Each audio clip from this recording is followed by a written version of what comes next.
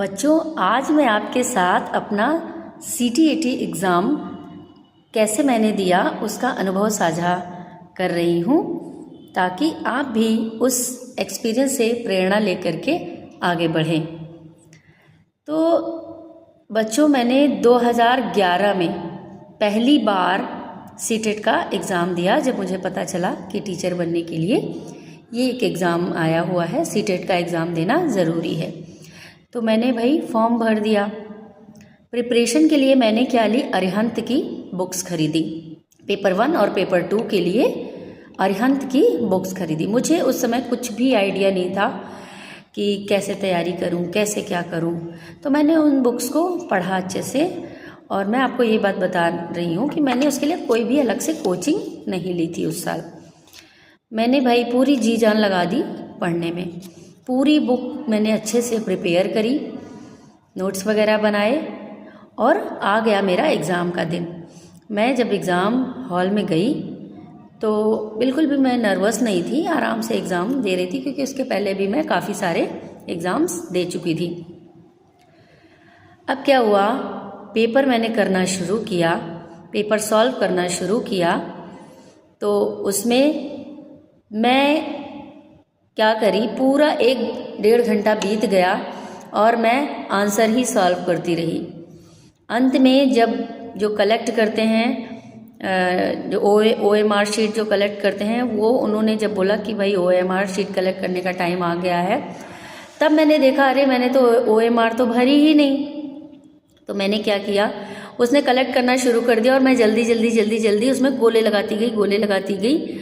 और कुछ बहुत सारे क्वेश्चन ऐसे थे जो मुझे भी करने थे, जो रह गए थे।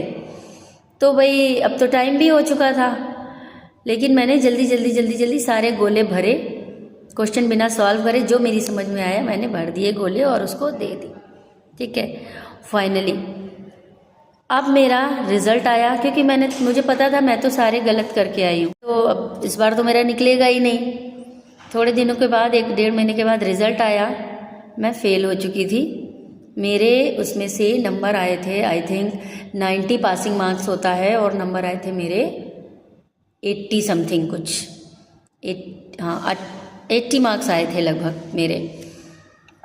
अब मुझे दोबारा पेपर देना था, क्योंकि टीचर बनने के लिए ये पेपर जो है वो पास करना ज़रूरी है। मैं निराश नहीं हुई, क्योंकि मुझे पता था पेपर तो छूट ही गया, मैं करके ही नहीं आई हूँ, तो नंबर कहाँ से मिलेंगे। मैंने इस पर काम करना शुरू किया। मैंने एक टाइम मैनेजमेंट बनाया पहली बार, और एक चीज़ मैंने और नोटिस करी थी उस पेपर में, एग्ज़ाम में, कि जो मैं पढ़ के गई थी अरिहंत की बुक से, वो तो कुछ आया ही नहीं था, उसमें कुछ भी नहीं आया। मैं जो पढ़ के गई थी अपने दिमाग से, मैंने जो मर्जी आया वो किया, लेकिन जो बुक से मैं पढ़ के गई थी उसमें से तो कुछ नहीं आया था। अब मैंने एक योजना बनाई। मैंने क्या किया, सबसे पहले CTET का पूरा सिलेबस निकाला। दोबारा हमारे पास अभी 6 महीने थे, ठीक है। मैंने पूरा सिलेबस निकाला CTET के एग्ज़ाम का। NCERT की बुक्स खरीदी 6 to 8 की, क्योंकि मुझे इस बार 6 to 8 का पेपर मैंने सोचा दूंगी पहले। तो मैंने 6 to 8 की सारी बुक खरीद ली।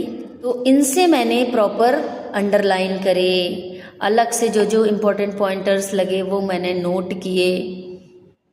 अब तो बहुत से लोग YouTube से पढ़ भी लेते हैं, लेकिन जब मैंने पेपर दिया था तो उस समय इतना कुछ नहीं अवेलेबल थे सामग्री। फिर मैंने नोट्स बनाए और मैंने दोबारा से 6 महीने के बाद पेपर दिया, पूरी तरीके से तैयारी करके कि भाई मेरी गलती कहाँ रही। टाइम मैनेजमेंट, समय प्रबंधन पे मैंने पूरा फोकस किया। क्वेश्चन जो सैम्पल पेपर होते थे वो निकाले और सॉल्व किया, मतलब जो भी टाइम लिमिट होती है उसके अंदर। इस बार मेरा रिज़ल्ट बहुत अच्छा था। बहुत अच्छा तो नहीं कहेंगे, लेकिन मैं पास हो गई थी जब मेरा रिज़ल्ट आया। टाइम के अंदर ही मैंने सारे पेपर, आधा घंटा मैंने बचा लिया था, और उस आधे घंटे में मुझे OMR शीट फिल करनी थी। मैंने सोचा था कुछ भी हो, मुझे आधा घंटा OMR के लिए बचाना ही बचाना है। तो मैंने उस आधे घंटे में OMR भरी। मेरे पास कुछ टाइम बच गया, मैंने दोबारा रिवाइज़ किया उसको।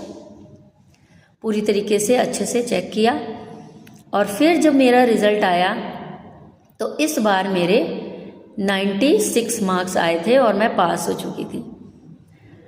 फिर मेरे 96 मार्क्स आए थे तो 1-2 साल बाद मैंने सोचा कि चलो दोबारा एक बार पेपर दे लेते हैं। तो इस तरीके से मैंने टोटल एक बार फेल हुई और 3 बार और मैंने सीटेट का एग्ज़ाम दिया। तीनों बार मेरे बहुत ही अच्छे नंबर आए। तो कहने का मतलब ये है, मैं वीडियो इसलिए बनाई हूँ बच्चों, मैंने सीटेट के एग्ज़ाम के लिए कोई भी अलग से कोचिंग नहीं ली, सेल्फ कॉन्फिडेंस रखा और 3 बार मेरा एग्ज़ाम बहुत अच्छे नंबरों से क्लियर हुआ है। तो मैं वीडियो इसीलिए बनाई हूँ कि आप भी अगर किसी भी कॉम्पिटिटिव एग्ज़ाम वगैरह देते हैं और उसमें सफल नहीं होते हैं, ट्राई करते रहिए और अपना बेस्ट देने का प्रयास कीजिए। आप ज़रूर, ऐसा हो ही नहीं सकता कि आप असफल हों, आप ज़रूर सफल होंगे।